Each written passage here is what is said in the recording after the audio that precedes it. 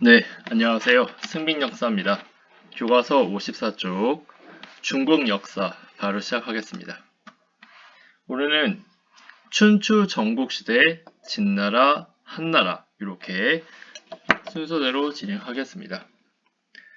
교과서 53쪽에는 장기가 나와요. 장기 아세요? 거기에 장기는 예전에 그 초나라나 한나라를 이제 그 전쟁을 가지고 그 게임을 만든 거라고 합니다. 그래서 초나라는 이제 항우라는 사람이 이끌었고, 다음에 한나라는 초대 황제인 한고조, 즉 이름은 유방이라고 하는데요. 그 두 나라 간의 대결에 이제 모티브로 해서 만든 게임이죠. 53쪽에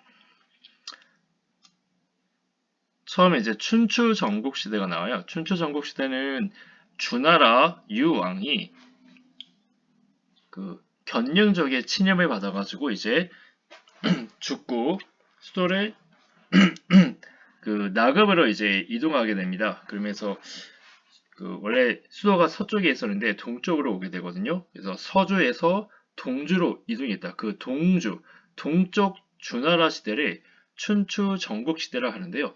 춘추 시대가 있고 전국 시대가 있습니다. 그 두 개의 명칭은 각각 춘추라는 책과 전국책이라는 책에서 따온 이름이라고 해요. 근데 왜 이렇게 따왔냐 하면 그 춘추 시대 때는 그래도 주나라 왕을 인정했습니다.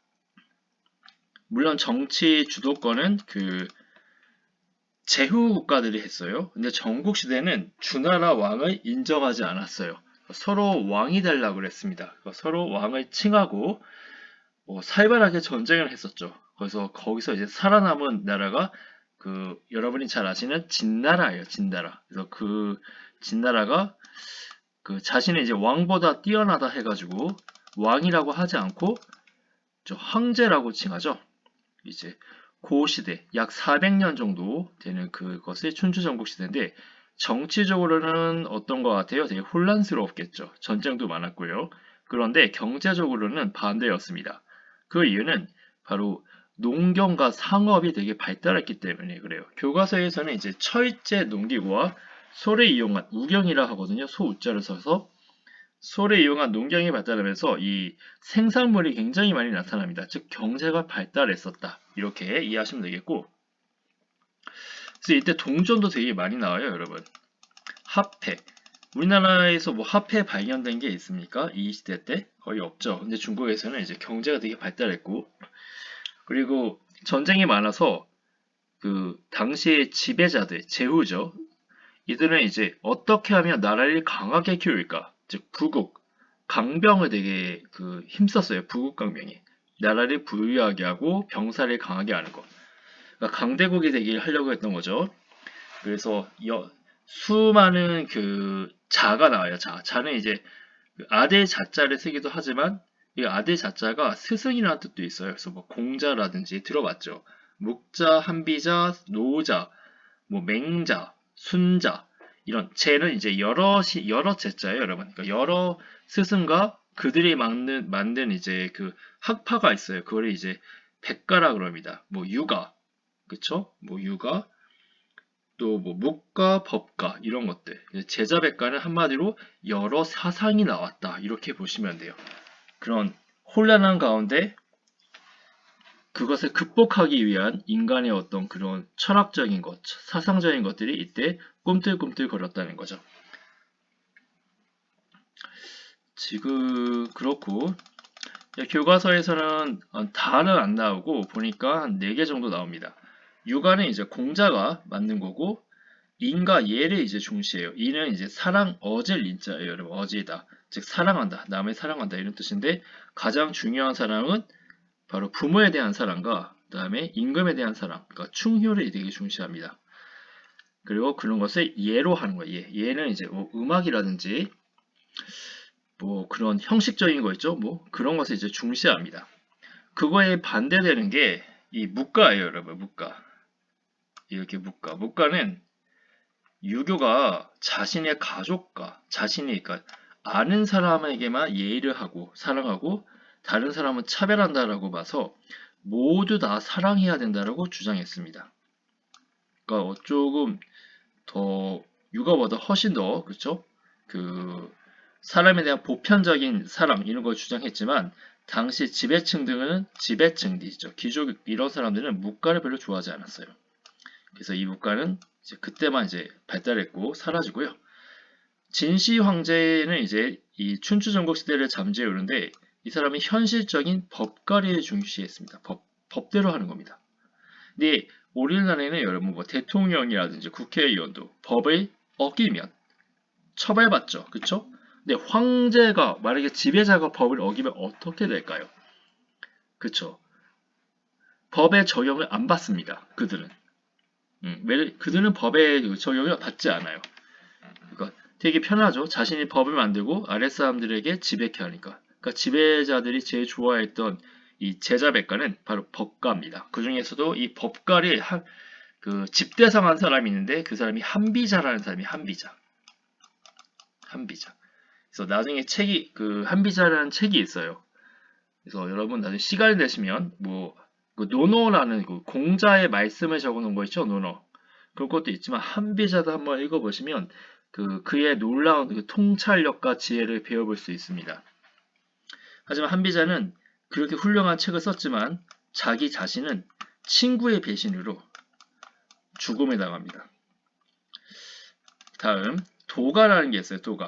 도가는 뭐냐면 이 도가 진리도, 길도지만 진리 이런 건데 이 진리는 뭐냐? 바로 자연이 진리라고 하는 겁니다. 그래서 사람이 만든 것은 자연이 아니라 인이라고 그래요. 인간이 만든 건 인이. 그래서 인위적인 것. 그러니까 법과는 뭐예요? 인위적이죠. 육아 같은 도덕은 뭐예요? 인위적이라고 본 겁니다. 자연스럽지 않다고 본 거예요. 그래서 무위 자연을 주장합니다. 그게 이제 도가고 유명한 사람은 뭐 노자, 늙을 노자의 스승, 늙은 스승, 그리고 장자, 되게 큰 스승 이런 사람들이 있었다. 뭐 그 밖에도 뭐 병법을 하는 병가라는 게 있었어요. 뭐 손자병법 들어봤어요? 네, 그런 사람들이 이제 손자라 그러잖아요. 그런 사람을. 적을 알고 나를 알면 100번 싸워도 위태롭지 않다. 뭐 한번쯤 들어봤을 겁니다. 뭐 이런 것들이 당시에 이제 탄생했던 거예요. 그게 무슨 시대, 뭐라고 했어요? 제자백가라고 합니다. 이게 춘추 전국 시대 때 나왔습니다. 자, 이런 시대 때 이제 진나라가 여기 중국 지도에 보면 지금으로 치면 서쪽에 있죠, 이 진나라가.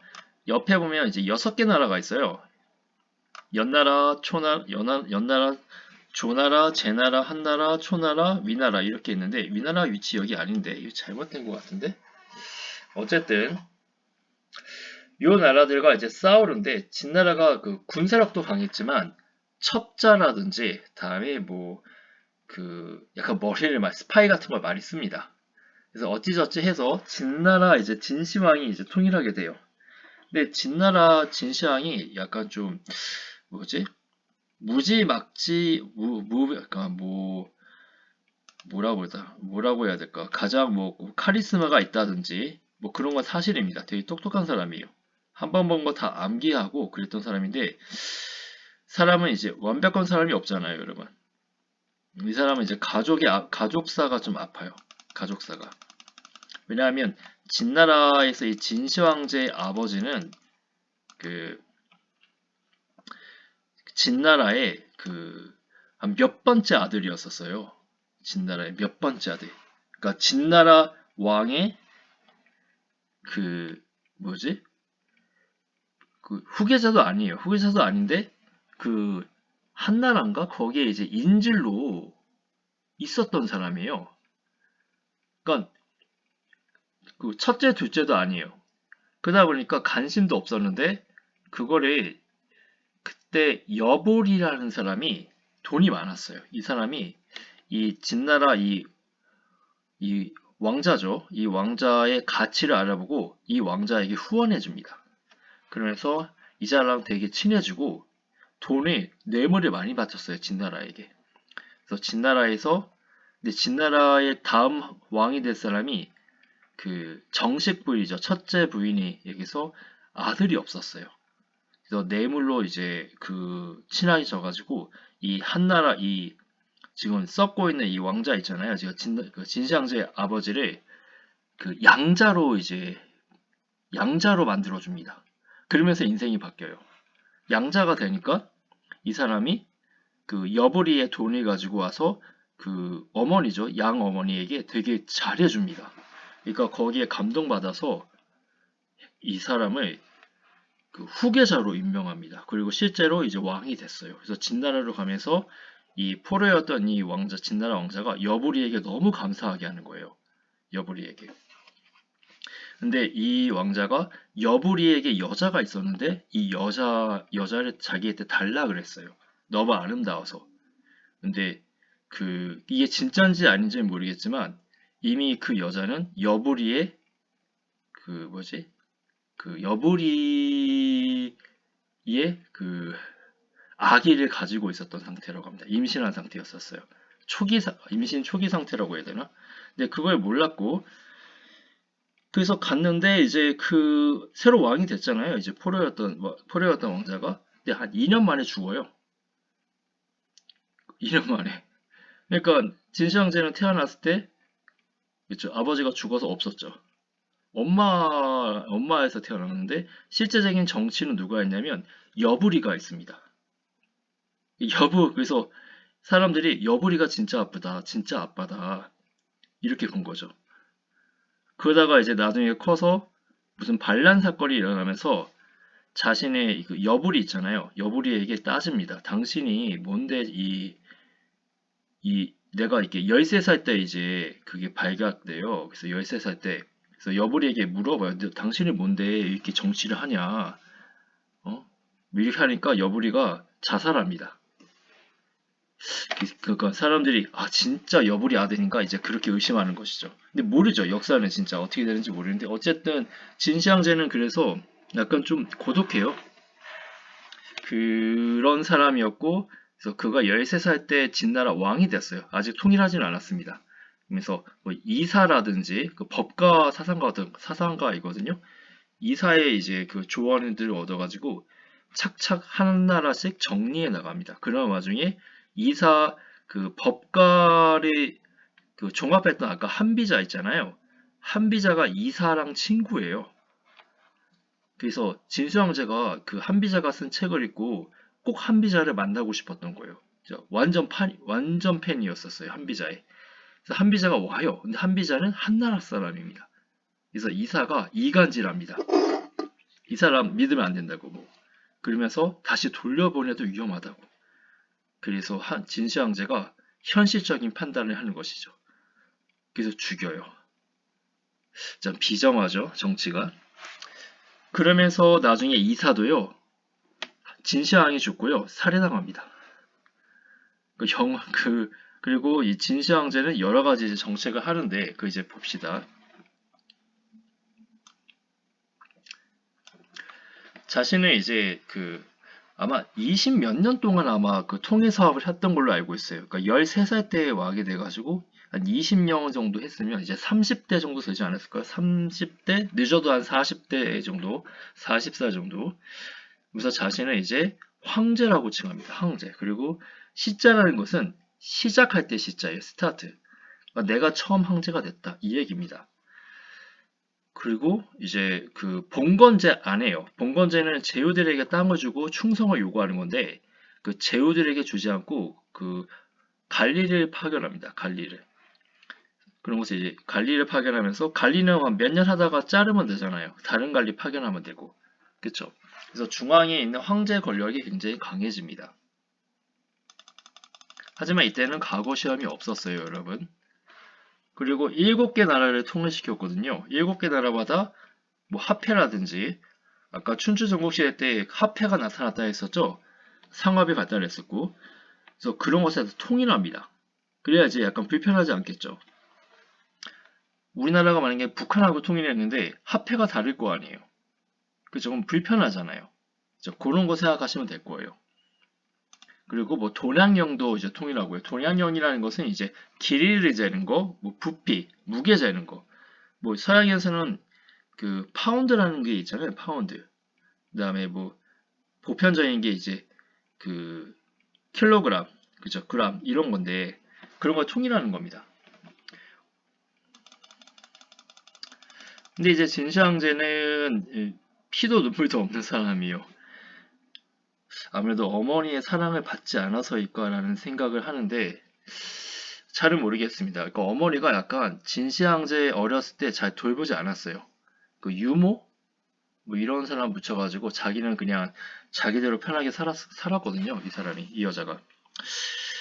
근데 그래가지고 이제 일에만 몰두했어요. 진시황제는 무조건 그 목표는 통일시키는 거. 중국 통일이었었죠. 그래서 가장 좋은 거는 바로 법가라고 이제 판단한 거예요. 법대로 하는 거. 그러니까 거기에는 약간 그 아까 유교에서 얘기하는 뭐 그 린 있죠. 어제린 이런 게 없는 겁니다. 그냥 기계적으로 하는 거예요. 그러니까 뭐 만리장성을 쌓아 그러면 사람들 가서 다 쌓고 거기서 힘들 거 아니에요, 솔직히. 거기서 많이 죽었어요, 사람들이. 그리고 뭐 범죄자는 무조건 어려운 일을 시켰습니다.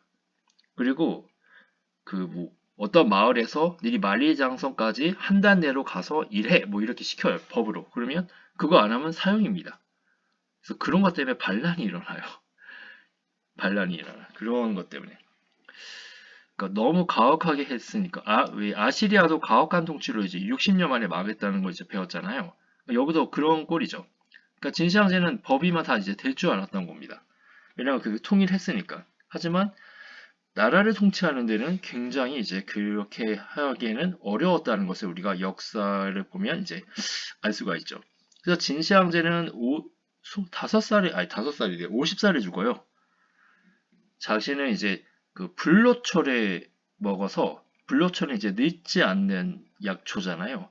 그러니까 신선들이 주는 그것을 먹고 오래 살아서 좀 다스리고 싶었나 봐요. 그래서 도사들에게 그 신선에 대한 불로초를 알아오며 뭐 굉장히 많은 헌금해 주겠다고 했는데 거기에 이제 어떤 사람이 그 진시황제에 가가지고 자신이 알고 있다. 내가 그래서 가져오겠다 해서 진시황제가 선불로 돈을 줍니다. 근데 그 사람이 어떻게 했어요? 사기를 쳤습니다. 안 와요. 그래서 너무 열받은 거예요. 진시황제가. 진시황제가 누구예요? 중국을 통일한 사람 아니에요. 그러니까 이 사람이 너무 열받은데 이제 신하들이 한마디씩 하는 겁니다. 진시황제에게. 뭐라고 하겠어요? 그 비판하겠죠. 진시황제의 그런 정책 그런 얘기를. 근데 이제 진시황제가 이거를 자기에 대한 비판으로 이제 받아들이고 그 학자들이 다 죽여버립니다. 그게 이제 역사에서는 그 학자들이 죽이고 땅에 묻어버려요. 그 다음에 그들이 쓴 책이죠. 그걸 불질러서 없애버립니다. 그러니까 잔혹하죠, 아주. 그걸 분서갱유라 그래요. 분서갱유. 이제 그런 사건들을 하기도 했습니다. 그래서 약간 독재자, 약간 이런 이미지가 이제 만들어진 겁니다. 이 진시황제는. 그리고 이제 나라가 이제 금방 망해요. 진시황제는. 이 진시황제 죽은 다음에. 그러면서 다시 아까 그 진나라가 통일하기 전에 7개 나라가 있었다고 했었죠. 뭐 한나라, 조나라, 초나라 이렇게 그 나라들이 독립을 하게 됩니다. 독립을 하는데 그 중에서 이제 두각을 받았던 게 이제 초나라는 한나라였던 거예요. 초나라나 중나라. 그래서 그게 장기 어떤 그쵸? 장기가 만들어지는 그런 계기가 되었다. 이제 그랬잖아요. 그 중에서 한나라 이제 그 유방 이 사람이 이제 통일하고요. 그 이에 반대편에 있었던 게 항우였었어요. 항우는 중국 역사상 아주 가장 강한 사람 뭐 이런 이미지가 있습니다. 소패왕이라 해가지고 힘이 엄청 셌어요. 근데 이 사람은 자기 고집이 너무 셌습니다. 그래서 현명한 사람들의 말을 듣지 않았어요. 자기 기분대로라고 뭐 공부도 별로 하지 않았습니다. 그러니까 판단력이 별로 없었죠. 자기 힘만 믿어서 결국은 유방과의 싸움에서 다 이겼는데 맨 마지막 싸움에 지면서 전세가 바뀌어 버렸어요. 그래서 항우는 자신이 알던 사람들로부터 이제 살해당합니다. 사실은 자기가 자살한 거나 마찬가지예요. 왜냐면 유방이 항우의 그 시체를 가져온 사람들에게 그 뭐지? 뭐 돈이라든지 권력을 주겠다 했거든요. 그래서 사람들이 항우의 몸을 6등분인가 5등분해서 가져가요. 근데 항우가 그때 야, 나 죽여서 가져가라 뭐 그럽니다. 그냥 포기했어. 한 번 진 걸로. 부하들이 도망가가지고 다시 시작하면 된다 했는데 고집 피웠어요. 고집쟁이잖아요. 아니다. 내가 이제 뭐 이래서 이제 돌아가서 그 고향 사람들 볼 낯이 없다. 그래서 죽어요. 아무튼 유방은 당시 좀 나이가 많았고요. 항우는 되게 젊은 사람이었습니다. 근데 유방은 싸움도 못해요. 그런데도 세상사가 능력대로만 된 게 아니죠. 또 이런 거 보면. 근데 유방이라는 사람은 자신이 이제 여러 현명한 사람들의 도움을 얻어서 황제가 됐잖아요. 그런데 이제 그 다음에 뭐 하는지 아세요? 그 사람들을 죽입니다. 그걸 토사구팽이라 그래요. 즉 사냥이 끝나면 토끼 사냥이 끝나면 자신의 사냥개를 삶아 죽인다. 삶아 먹는다. 이런 고사성어가 여기서 나왔습니다. 그래서 현명한 사람은 유방이 황제가 된 다음에 떠나고요.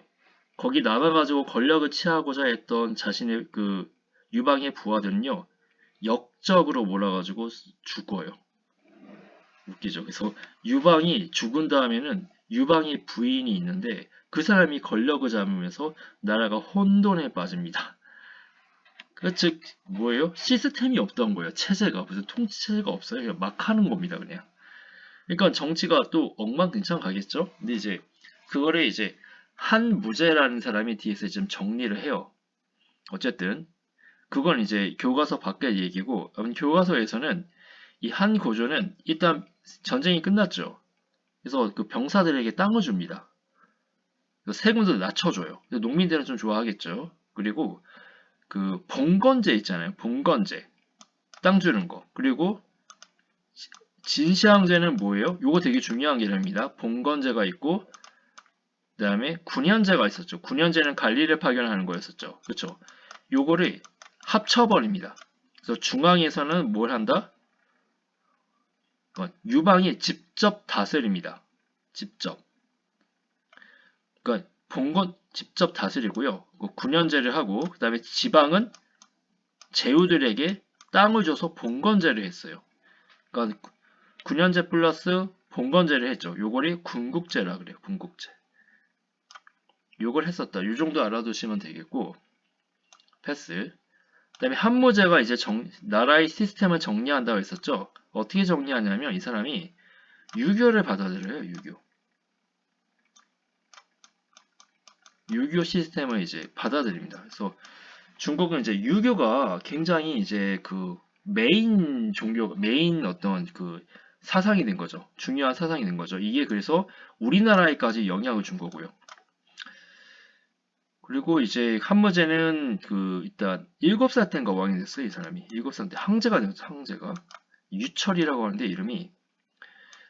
그리고 그 동중서라는 유학자에게 되게 좀 관심을 표해가지고 그의 사상을 받아들여서 그 현명한 정치를 하려고 노력했었죠. 하지만 뭐 그것만 한 거 아니었고 군대를 끌고 와가지고 자신이 끈 건 아니지만 흉노와 싸웠습니다.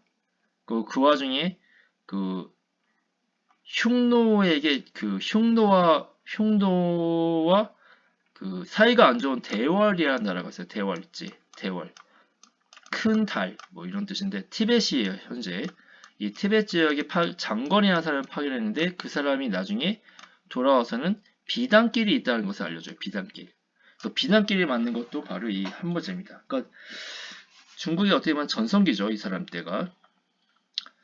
다음 패스. 그런데 이제 흉노란 전쟁을 이제 많이 했어요. 그 전쟁 그 요즘 뭐 선생님이 그 보니까 이란이나 미국이랑 전쟁하는데 미국이 하루에 뭐 미사일 있잖아요. 그걸 뭐 3조 우리나라로 3조억인가? 뭐 그거 쏜다고 하더라고요. 3조억. 그러니까 전쟁을 하는 것은 굉장히 돈이 많이 드는 일인 걸 알 수 있죠. 그렇죠? 이거를 한 달 동안 쓰면 그쵸? 뭐 그리고 그 전쟁을 한다는 것은 그 생산이 아니라 파괴하는 일이잖아요. 또. 그래서 그 전쟁을 할 때 돈이 많이 필요하니까 이 한무제 때 전매 제도라는 걸 합니다. 전매 제도. 전매. 전매라는 것은 그 소금철 전매는 이 소금과 철은요 국가에서만 판매할 수 있는 거예요. 왜냐면 이게 돈이 많이 남으니까. 이해되셨죠? 국가가 독점해서 파는 걸 전매제도라고 합니다. 우리나라에서 전매제도 하는 건 뭐 전기 국가에서 만들죠. 그다음에 물이라고 하면 안 되지. 그 생수 같은 거는 그쵸. 그냥 기업에서 하니까 뭐야 수돗물? 수돗물은 이제 국가에서 하죠. 이런 것들이 이제 국가에서 하는 거죠. 근데 이거는 여러분 알다시피 돈 벌려고 하는 게 아니죠. 되게 저렴하게 제공하잖아요. 나라에서는. 다른 나라에서는 우리 그 수도세가 3배 이상 비싸다고 해요. 보통. 근데 우리 되게 싸게 파는 겁니다. 국민들의 복지를 위해서. 어쨌든 요것에 이제 거의 되게 비싸게 주고 팔았어요. 이 돈 벌려고. 전쟁 때문에. 그런 게 있었다. 다음에 이제 한무제가 이제 죽은 다음에는 이 외척들이 되게 힘이 세집니다. 황제의 외척. 외척이 뭐냐면 여러분 외할아버지 아시죠? 외할머니. 즉 외갓집을 외척이라 그래요. 외갓집. 그러니까 황제의 엄마 집안이죠. 엄마 집안이 권력을 많이 잡았어요. 그러니까 황제가 어렸을 때는 잘 모르는데 커 가니까 보니까 무슨 외삼촌이 뭐 대장군이고 뭐 작은 외삼촌이 뭐 여기 재상이고 뭐 그런 거예요. 보니까 그러면서 외갓집이 점점 부자가 되는 거예요. 모든 좋은 것들은 다 외갓집과 연결된 사람들만 혜택을 보는 겁니다. 그러니까 황제 입장에서는 좀 속상하죠. 왜냐하면 자신이 정치의 주도권이 가져야 되는데 황제가 그러니까 힘이 다 외갓집에 있어요. 그래서 신하들은 다 그 외갓집, 외척이죠. 외척의 눈치를 보고 그러다 보니까 황제가 그 황간하고 친해집니다. 황간. 황간은 일명 내시라 해가지고 궁궐에 있는 남자들이잖아요. 왜냐면 황제가 어렸을 때부터 놀았던 사람들이 바로 내시예요. 약간 좀 뭐라 그러지? 아무튼 그래요. 그 어렸을 때부터 친구인데 황간은 진짜 그게 없어요. 그게 없는데 어쨌든 친구야. 그래서 내시들에게 이 외척을 제거할 것을 부탁합니다. 그러니까 암살 같은 걸 하는 거죠, 결국은. 그런데 문제는 이 황간들이 외척을 죽이면 외척의 힘을 황간이 다시 갖게 돼요. 웃기죠? 그 자기 옛날 친구인데 외척을 그러니까 외삼촌 죽여달라고 한 거잖아요. 외삼촌이 죽고 나면 그 외삼촌의 어떤 권력을 황간, 내시가 다시 갖습니다. 그러면 또 황제가 또 이건 아닌데 그러겠죠. 그쵸? 그리고 황제가 또 죽어. 그러면 그 황제의 자식이 내시나 그 황간이 권력이 커진 거 보고 또 어떤 생각이 들겠어요? 이건 아니지 그러겠죠. 그러면서 자기 외삼촌에게 부탁하겠죠. 쟤를 좀 없애달라고. 즉 내간 한강과 외척이 권력 투쟁을 하는 거예요. 그러면서 황제의 힘은 약해지고 그들의 힘이 커지고 그들은 돈을 어디서 납니까? 일반 백성들의 그 세금으로. 그렇죠? 그러니까 백성들이 되게 힘들어지는 거예요. 백성들이. 그러면서 한나라 말기에 황건적의 난이 일어납니다. 황건적의 난. 붉은 이거 황색 두건을 쓴 도적이라는 뜻이에요. 여기 이미지에 보면 이렇게 머리에 쓰는 두건 있죠. 이게 몇십만 명씩 이제 일어나는 거예요. 그래서 이런 와중인데 뭐 나라가 이제 뭐 세금도 잘 안 걷어줄 테고 힘이 없죠. 그런 상태에서 뒤에 없나 얘기가? 아무튼 뭐 여러분 삼국지 읽어봤는지 모르겠지만 삼국지가 얘기가 이제 여기서부터 나오는 거예요. 이제 한건적인 난 이때. 자, 그랬다. 다음은 이제 한나라 문화가 나옵니다. 한나라 문화. 한나라 문화는 이때 유교가 이제 발달했었죠. 아까 한무제가 유교를 이제 정치 시스템으로 이제 받아들였다. 진나라는 이제 법가였잖아요. 그걸로 금방 망했고.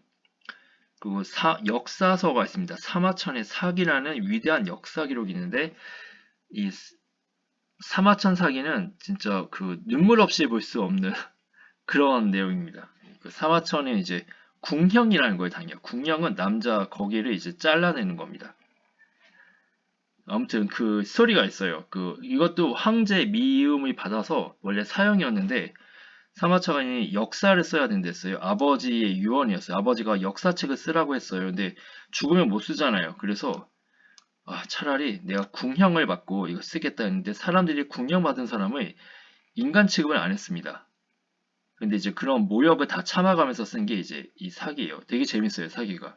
특히 열전을 읽어보기를 좀 추천드립니다. 사경천 열전. 열전은 이제 인물들 이야기거든요. 재밌는 사람이 많아요. 그리고 배울 점도 많고.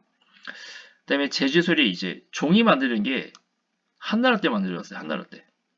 뭐 메소포타미아, 이집트 문명에선 파피루스, 메소포타미아는 뭐 점토판 나왔잖아요. 종이는 이때 만들어집니다. 다음에 또 보면 여기까지네. 자, 그래서 한자 알잖아요. 한자 배우죠. 한자. 중국 문자잖아요. 그때 그 한자가 한나라 한자예요, 여러분. 이해되셨죠? 그래서 중국 문화의 기틀은 바로 이 한나라 때입니다. 자, 긴 그 설명 듣느냐고 수고했습니다. 네, 다음에 볼게요.